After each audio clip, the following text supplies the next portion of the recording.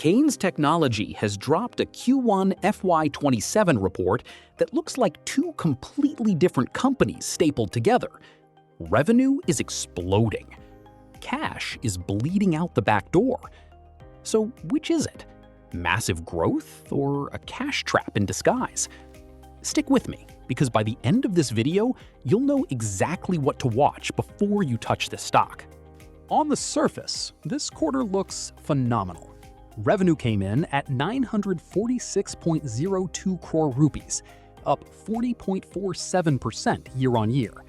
The order book stands at a massive 8,903.80 crore rupees, up 20.30% year-on-year.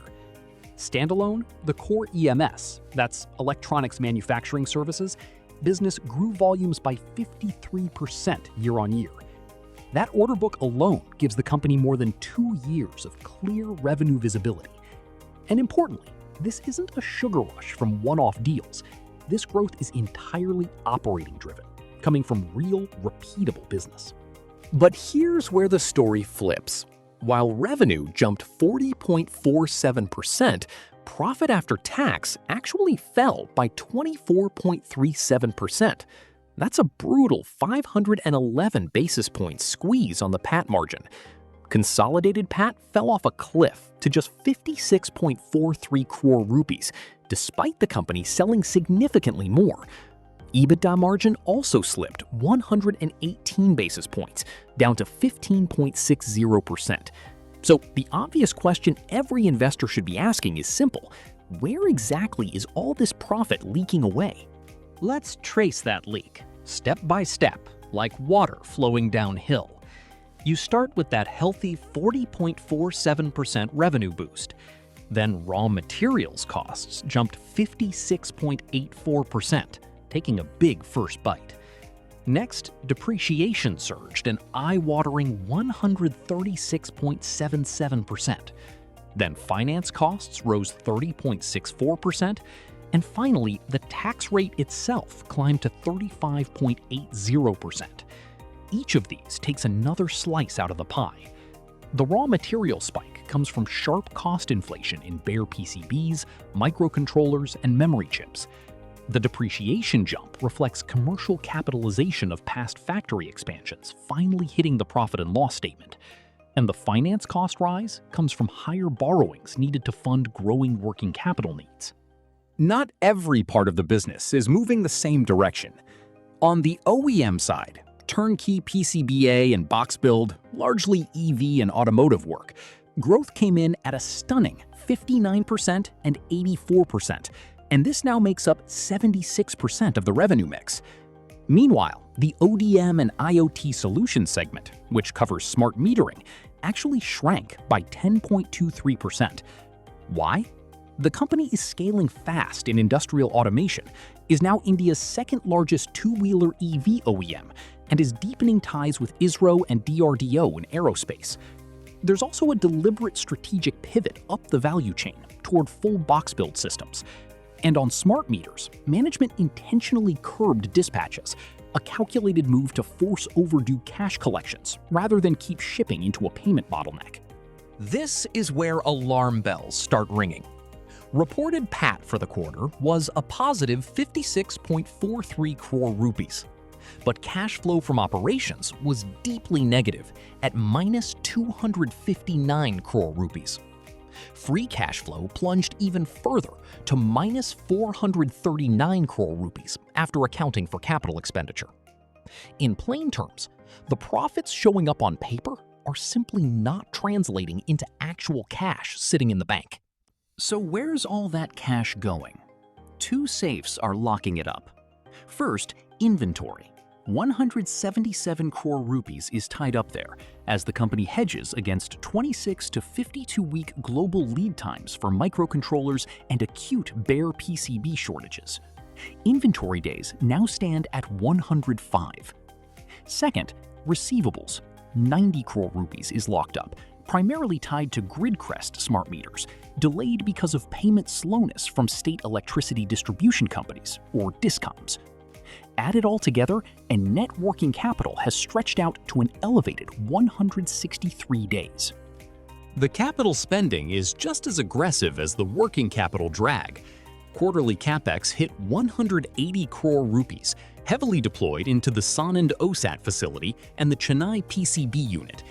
As a result, asset turnover has compressed sharply from 3.8 times down to 2.0 times, simply because so many new gross assets have been added to the books. Return on capital employed, or ROCE, has dropped to 11.60%, down from 15.80%, though this is arguably temporary, depressed by early-stage assets that haven't been fully capitalized or ramped up yet. Now, here's the counterweight to all that red. Total gross debt sits at roughly 800 crore rupees, and most of it is short-term working capital debt, not long-term risk. That's backed by around 380 crore rupees in liquid cash and a massive net worth of 4,819 crore rupees. Net debt to equity is just 0.10 times, extremely low. Past equity raises through QIPs have kept leverage well within prudent limits, and interest coverage remains a comfortably safe 3.36 times. So whatever else is going on, this isn't a company at risk of a debt crisis. Now let's talk about what the market is actually paying for this story.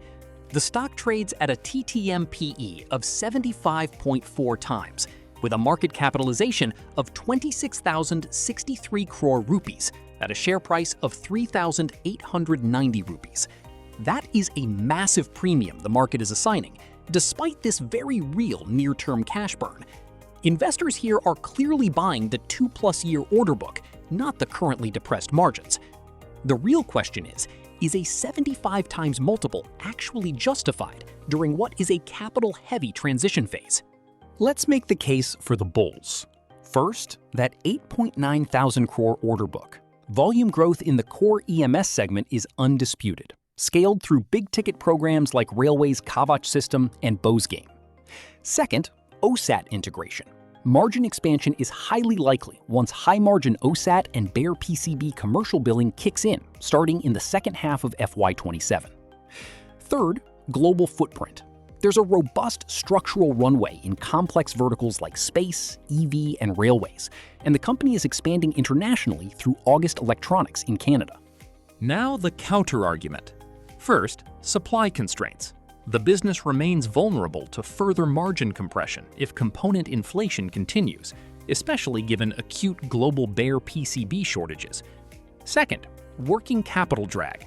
Cash flows may stay deeply negative until inventory normalizes and those state discom receivables are actually cleared. Third, execution risk. Any delay in commissioning the OSAT facility tied to that 1,200 crore rupee semiconductor capex bet would severely punish a stock trading at 75 times earnings. So, pulling it all together, the verdict is constructive on the multi-year structural growth story and the EV and aerospace pivot. That part of the business is real and scaling, but it's highly cautious on near-term cash conversion and working capital lockups. That part is genuinely stressed right now. The catalyst to watch is Q3 FY27 for the commercial commissioning of the Sanand OSAT facility. And the execution warning is blunt. This stock is priced for perfection at 75 times earnings, which means execution from here needs to be absolutely flawless. So here's the real question for you. Are you buying into this long-term structural dip? Or are you waiting on the sidelines until operating cash flow actually turns positive? Drop your thesis on Kaynes in the comments below. And if you found this Kaynestechnology's Q1 FY27 earnings deep dive helpful, don't forget to like, save, and share this video. Follow and subscribe to ZinvestZ for more smart investing insights. I'll see you in the next one.